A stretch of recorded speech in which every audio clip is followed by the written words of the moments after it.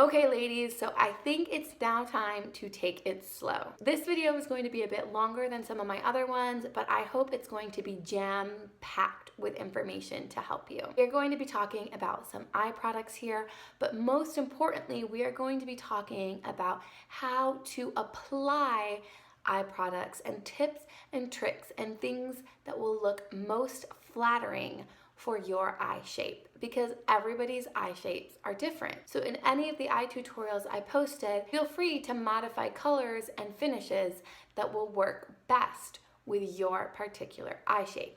So let's get started. First of all, let's talk product. We have loose mineral pigments like this. They come in an array of colors. You have shimmers and you have matte, but these are loose. So if you're afraid of getting messy, you may want to shy away from these. Also have splurge cream shadows. Now I know when I say the word cream, you're gonna be a little frightened, but these are unusual. These are cream that set to a powder. So you get the blendability of the cream, the ease of a cream, but they will actually set to a powder. So they will not crease and they will last on your lids. They are easy to use. There's one color per pot. I do suggest using a cream shadow brush because it's made with synthetic bristles, which is the best when using a cream. We have matte shades and shimmer shades and variety of colors. Splurges are one of my favorite, but I think my most used product are the eye palettes. We have 5 to choose from, ones that fit all skin tones and eye colors. Here are just 3 of them. I love a palette because you already know that the colors in the palette are designed to go together.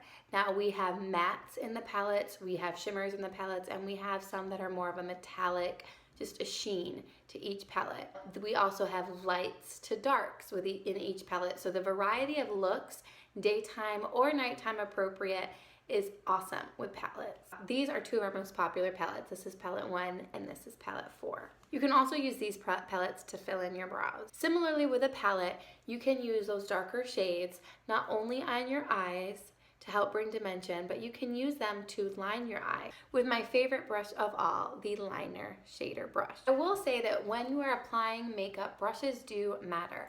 So this liner shader brush is great because I love the shader portion for my lid. It's soft, it fits well on my lid, including a hooded eyelid like me. It's not too big, it's not too bulky, it's perfection. It also has the liner portion that you can use either to line your eyes, to smudge out eye pencils, or to fill your brows. This is by far one of my most used brushes.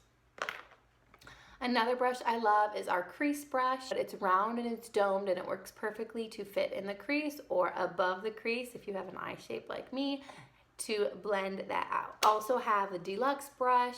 It is a nice blending brush. We have the cream shadow brush. It's perfect with cream shadow. And we have the angled brush, sponge brush. The angled part is long and fluffy, and you can also use that in your crease to diffuse and blend out the colors. That all being said, let's go ahead and pop in, look at some eye shapes. If you have any questions, feel free to message me. And if you feel this video was helpful, even in a little bit, please like or comment and let me know what you think. While everyone's eye shape is beautiful, we are going to be talking about some tips and techniques to bring out the best in your unique eye shape. Check out these beauties with all different eyes. Almond eyes and standard eyes are basically the most flexible eyes. You can do whatever you want, keeping the darker shades usually on the outside and into the crease, those medium to dark shades. You are very flexible in what you can do, keeping the lighter corners on the inside, and you're good to go. All right, hooded eye is my kind of eye. That's where the skin kind of goes over the actual lid. So what you are doing is creating a crease. You are blending with matte shadows, no shimmer, above what would be your natural crease line, so that way when you open your eye, you can see colors above. Here are some options. Matte shadow is key for your crease. All right, wide set eyes are eyes that are further apart from the nose, so you actually want to give the illusion to have them closer to the nose. So using those darker shades or creating a quote halo effect on the inside and outside is a really great technique for a wide set eye. Adding a little shimmer to the center and just in the innermost tear ducts really makes those eyes pop. Another tip for those of you with wide set eyes, this might sound crazy, but to put liner on that inside portion of your eye. This will help bring the shape of your eye in, back in toward your nose, like this.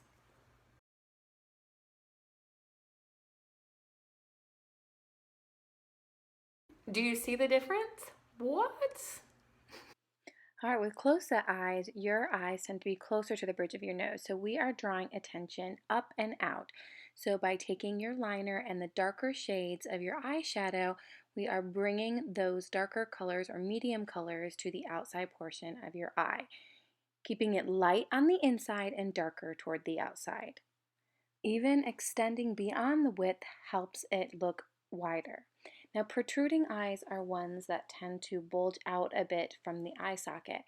So, a medium shade to darker shade or even a shimmer all over looks beautiful on this eye shape. The darker colors will help kind of push back the appearance of the eyes. And you can see here, these ladies look beautiful.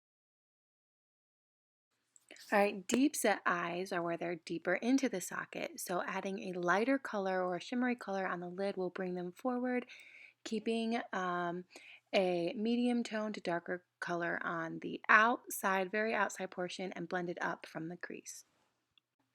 All right, downturn eyes are the ones where the corners kind of go down a bit, so you want to, with your liner and with your shadow, kind of bring it up and out. Baby wings, or even just bringing up that blending that shadow kind of upwards and keeping a lighter shadow on your lower lash line will help draw the eye upward. Okay, now round eyes, you are trying to accentuate the width of the eye. So again, you are bringing their shadow on the outside portion.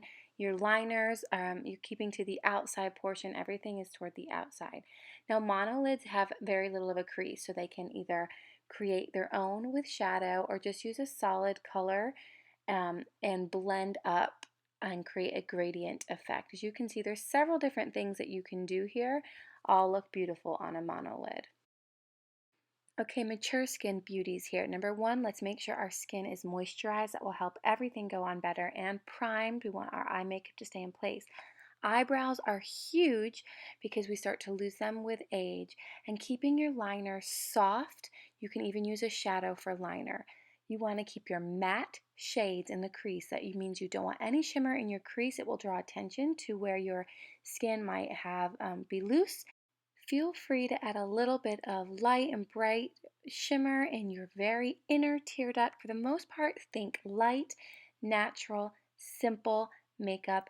For eyes that are more droopy, you want to create a lifted look by making sure your brows are defined, making sure your outer corners of your shadow are blended upward, keeping the insides light and bright, and lightly only lining that inside portion of your eyes. You don't want anything that's too dark toward the inside because you don't want it to drag it down. A lighter color on the inside can help brighten any shadows that may appear due to heavy eyelids. You want to make sure your mascara is on so you can lift those eyes and curl those lashes. I hope this was helpful. I hope you guys found some tips and tricks that work with your particular eye shape. Do not be limited by them, but I hope they help. Thank you so much for watching and have an awesome day.